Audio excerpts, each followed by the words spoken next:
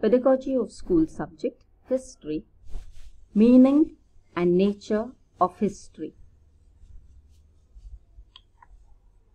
Through this presentation, we will be looking at the meaning of history, and we will also be looking at the various characteristics of history or the nature of history. So what is history? According to Cicero, history is indeed the witness of times, the light of truth. Noted historian Collingwood says, historical knowledge is the knowledge of what the mind has done in the past. At the same time, it is the redoing of this, the perpetuation of past acts in the present. Jawaharlal Nehru says, history is the story of man's struggle through the ages, against nature and the elements, against wild beasts and the jungle, and some of his own kind who have tried to keep him down and to exploit him for their own benefit. Henry Johnson says, history in its broadest sense is everything that has ever happened. History, according to Burckhardt, is the record of what one age finds worthy of note in another. Looking at all these definitions, we can say that truly history is the mother of all social sciences as it helps us to understand political science, economics, and sociology. History helps students to understand the present existing social, political, religious, and economic conditions of the people. So if you have to understand any present political, religious, economic, or social issue, you need to look into the past. History helps students to explain the present. Not just explain it, but also to analyze it and to trace its origin. History helps us to understand present-day problems, both at the international and national level, and to understand them accurately and objectively. Earlier, it was considered that history is just the story of kings and rulers.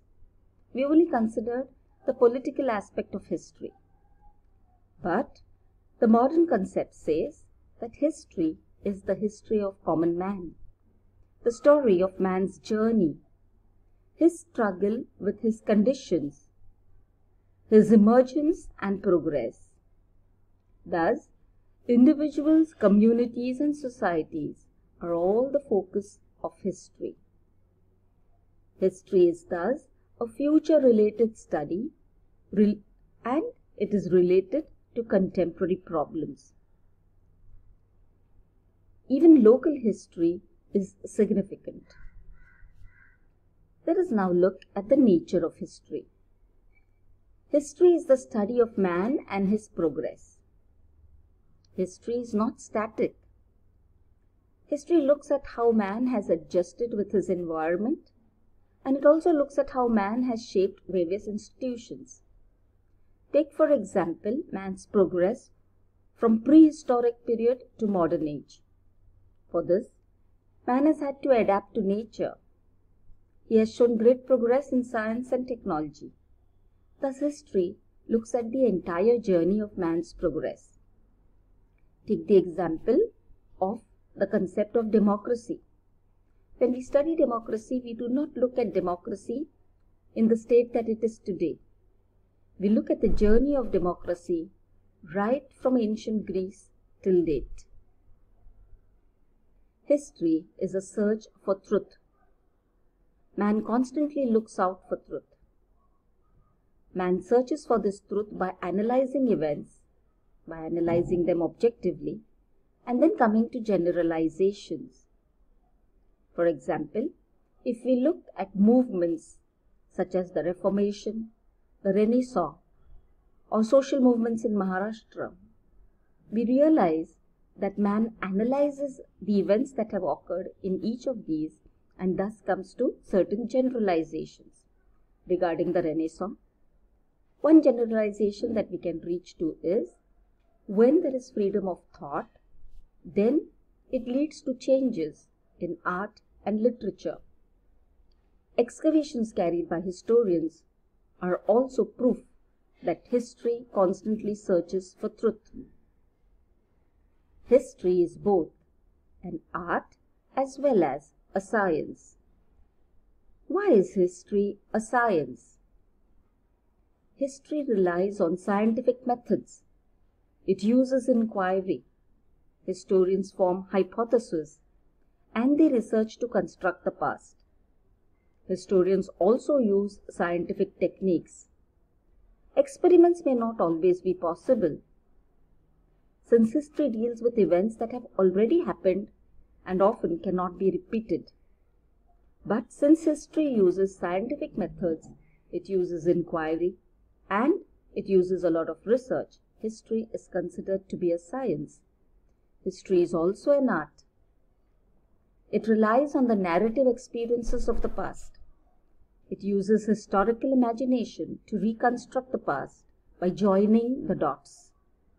History has beauty, wholeness, and harmony. It uses qualitative research methods, and that makes history an art. History is concerned with man in time and man in space. Take the example of democracy. When we study democracy, we look at the timeline of democracy. Right from 3000 BCE, when we had the first city-states in Greece, till today, when most of the country follows democracy. It has been a whole journey. Thus, history is concerned with man in time. Take the same concept of democracy. We learn about democracy in ancient Greece, in ancient India, in Britain, in most parts of the world today. And thus, we are examining democracy in space. So, history is a combination of events with respect to man in time and man in space. History is a dialogue of the past, the present, and the future.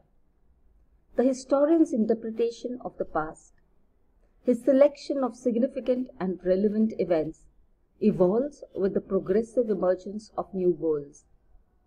The general laws regulating historical happenings may not be considered enough. Attempts have to be made to predict future happenings on the basis of these laws. Thus, history uses the experiences of the past. It connects these experiences with present happenings and often makes predictions regarding the future.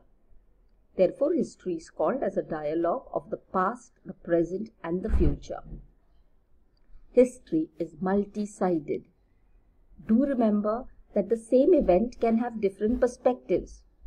For example, if we are studying British rule in India, perhaps an Indian author may have one perspective, and it is possible that another author from another country may have a different perspective. History is continuous and coherent. History does not have breaks. One cannot say that nothing has happened in history today. One event always snowballs into another, and thus history is continuous. We have just seen the meaning and characteristics of history, that is the nature of history. I hope you liked the presentation. Thank you.